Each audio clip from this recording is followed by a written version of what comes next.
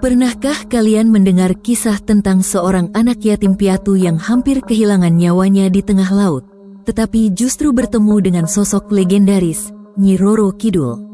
Keajaiban yang terjadi di tengah ombak ganas ini tidak hanya menyelamatkan hidupnya, tetapi juga mengubah takdirnya selamanya.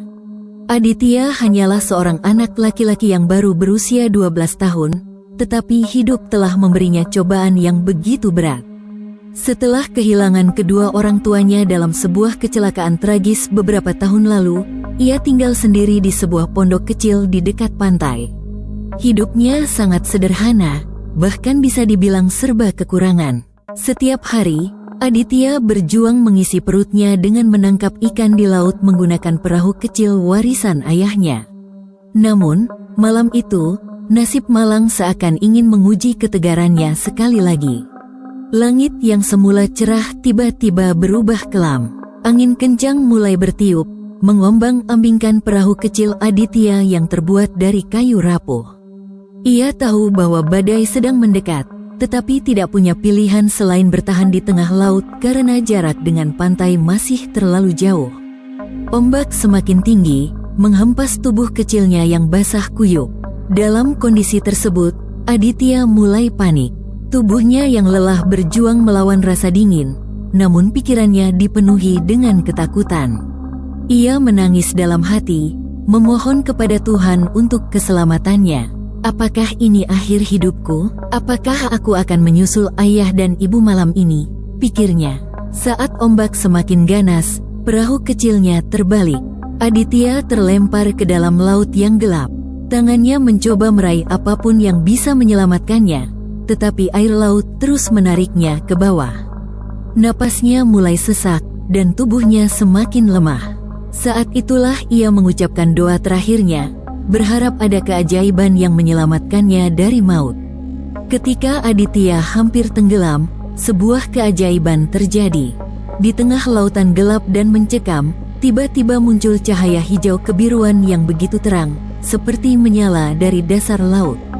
Cahaya itu perlahan mendekat, menyinari tubuh Aditya yang hampir tak sadarkan diri. Dari dalam cahaya tersebut, muncul sosok seorang wanita anggun yang tidak tampak seperti manusia biasa. Ia mengenakan kain hijau zamrud yang berkilauan seperti permata, dan rambut hitam panjangnya melambai seolah menyatu dengan air. Matanya memancarkan kelembutan, tetapi juga kekuatan yang sulit dijelaskan. Aditya yang setengah sadar hanya bisa melihat samar-samar sosok itu. Ia merasa tubuhnya yang sebelumnya berat mulai terasa ringan, seperti ada tangan tak terlihat yang membantunya tetap mengapung di atas air.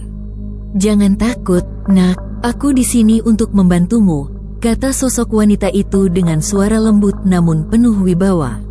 Aditya ingin berbicara, tetapi tenggorokannya terasa kering. Ia hanya bisa memandangi wanita itu dengan tatapan bingung, tidak tahu apakah ia sedang bermimpi atau benar-benar melihat keajaiban di hadapannya.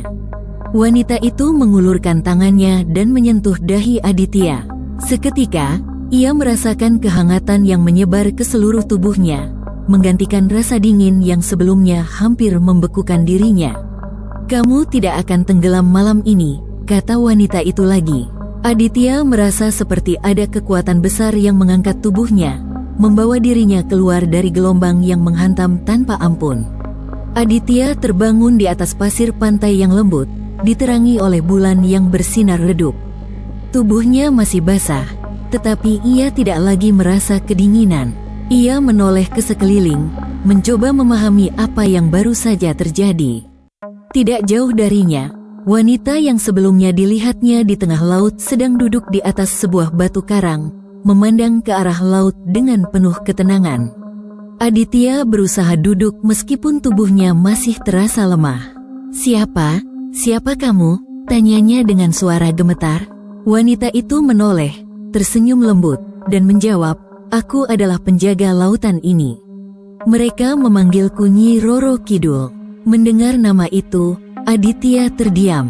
Ia pernah mendengar kisah tentang Nyi Roro Kidul dari orang-orang desa, tetapi tidak pernah menyangka akan bertemu dengannya secara langsung.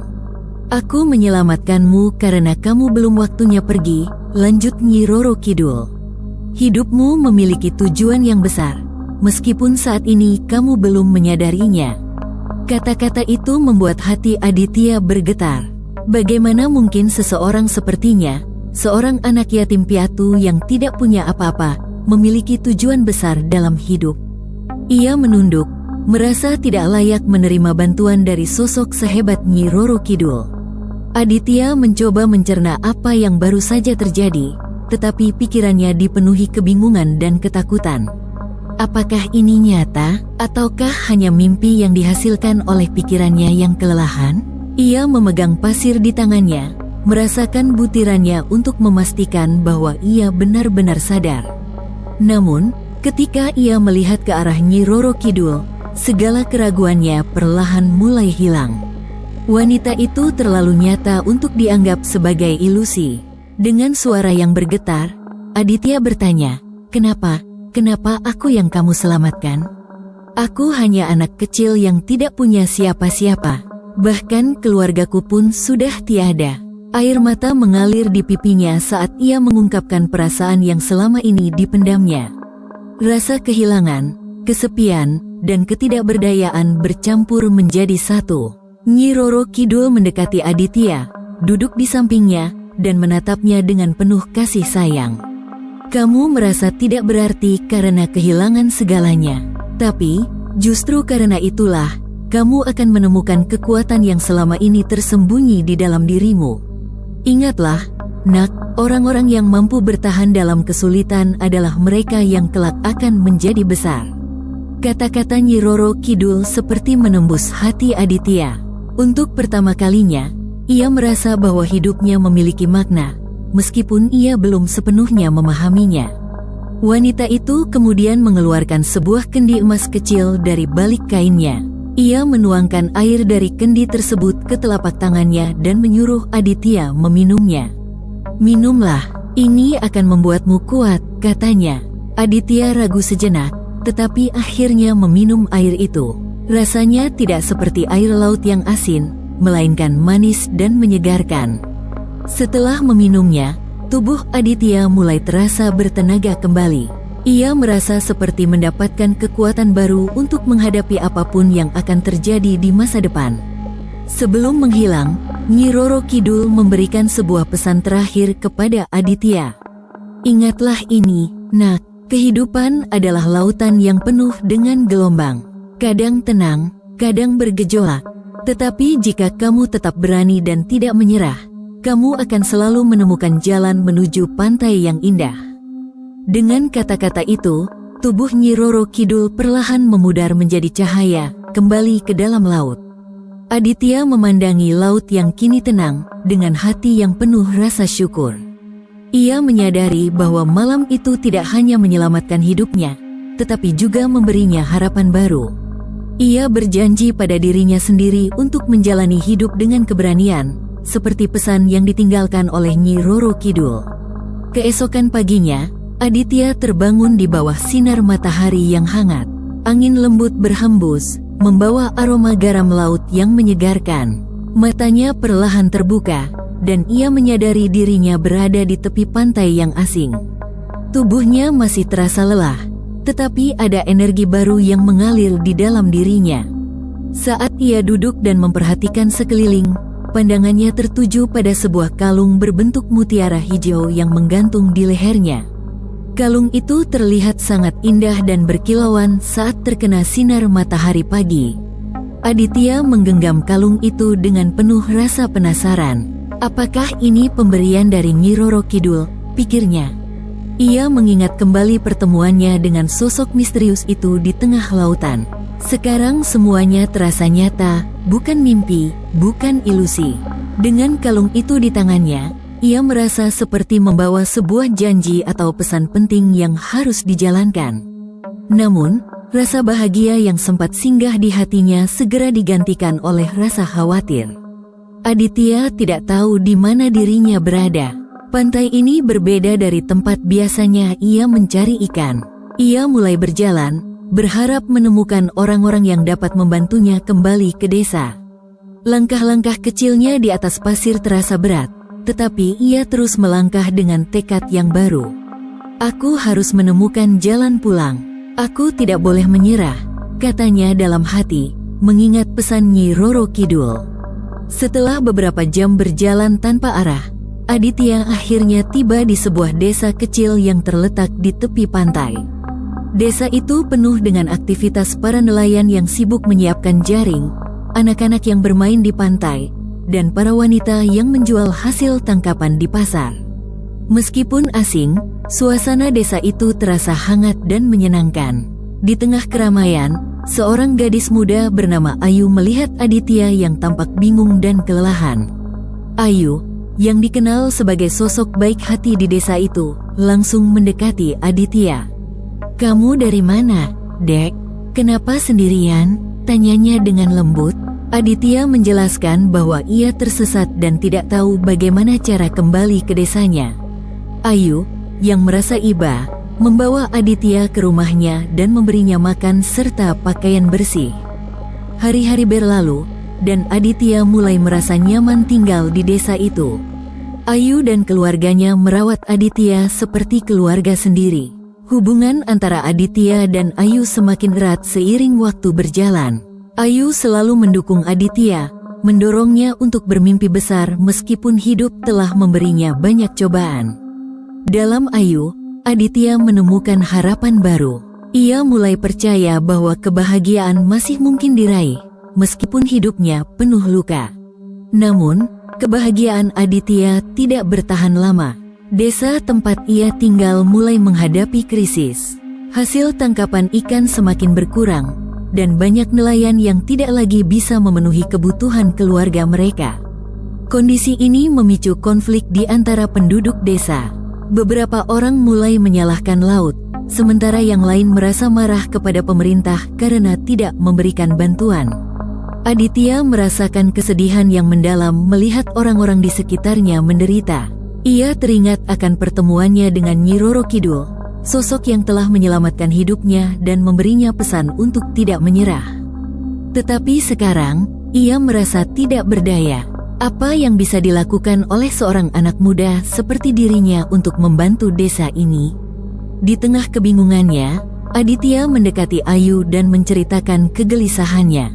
"Aku ingin membantu desa ini, tetapi aku tidak tahu harus mulai dari mana," katanya dengan suara pelan. Ayu, yang selalu percaya pada kemampuan Aditya, memegang tangannya dan berkata, "Kamu pernah bertahan dari badai di laut. Itu berarti kamu lebih kuat dari yang kamu kira. Kita pasti bisa menemukan cara bersama." Kata-kata Ayu memberi Aditya keberanian baru untuk menghadapi tantangan ini. Dengan semangat baru, Aditya memutuskan untuk mengambil langkah besar. Ia mengumpulkan para nelayan di desa dan berbicara kepada mereka. "Kita tidak bisa menyerah pada keadaan. Laut ini telah memberi kita kehidupan selama bertahun-tahun, dan sekarang adalah saatnya kita berjuang untuk menjaga hubungan kita dengan laut," katanya dengan penuh keyakinan. Aditya mengusulkan untuk membangun sebuah tempat penampungan ikan yang bisa membantu para nelayan menyimpan hasil tangkapan mereka lebih lama. Namun, membangun tempat seperti itu membutuhkan biaya besar, dan desa tidak memiliki sumber daya yang cukup. Saat itulah Aditya membuat keputusan yang berat. Ia memutuskan untuk menjual kalung mutiara hijau yang diberikan oleh Nyi Roro Kidul, satu-satunya benda berharga yang dimilikinya. Keputusan ini tidak mudah bagi Aditya. Kalung itu bukan hanya sebuah benda, tetapi juga simbol dari pertemuannya dengan sosok yang telah menyelamatkan hidupnya. Namun, ia tahu bahwa pengorbanan itu diperlukan untuk membantu desa ini bangkit kembali. Dengan air mata yang menetes, ia berkata dalam hati, "Maafkan aku, Ibu Ratu. Aku harus menggunakan hadiah ini untuk kebaikan yang lebih besar." Pengorbanan Aditya tidak sia-sia. Dengan uang dari hasil penjualan kalung, desa berhasil membangun tempat penampungan ikan yang modern. Para nelayan mulai melihat perubahan yang positif. Hasil tangkapan mereka tidak lagi terbuang percuma, dan desa perlahan-lahan bangkit dari krisis. Penduduk desa merasa berutang budi kepada Aditya, yang telah mengorbankan sesuatu yang begitu berharga demi kebaikan bersama. Namun, bagi Aditya, kebahagiaan terbesar bukanlah pujian dari orang-orang, melainkan melihat senyum di wajah mereka. Ia menyadari bahwa hidupnya kini memiliki tujuan yang lebih besar daripada dirinya sendiri. Pesan Nyi Roro Kidul kembali terngiang di telinganya, jika kamu tetap berani dan tidak menyerah, kamu akan selalu menemukan jalan menuju pantai yang indah. Kehidupan Aditya terus berlanjut. Ia tumbuh menjadi sosok yang dihormati di desa, seorang pemuda yang berani dan penuh kasih sayang. Hubungannya dengan Ayu juga semakin kuat. Bersama, mereka membangun masa depan yang lebih baik, tidak hanya untuk diri mereka sendiri tetapi juga untuk komunitas mereka. Aditya membuktikan bahwa meskipun hidup penuh dengan cobaan, keberanian, pengorbanan, dan cinta selalu membawa kita menuju keajaiban. Bagaimana menurut kalian, teman-teman? Apakah kisah ini menginspirasi kalian? Jangan lupa bagikan kisah ini kepada orang-orang terdekat kalian agar mereka juga mendapatkan pesan positif dari cerita ini.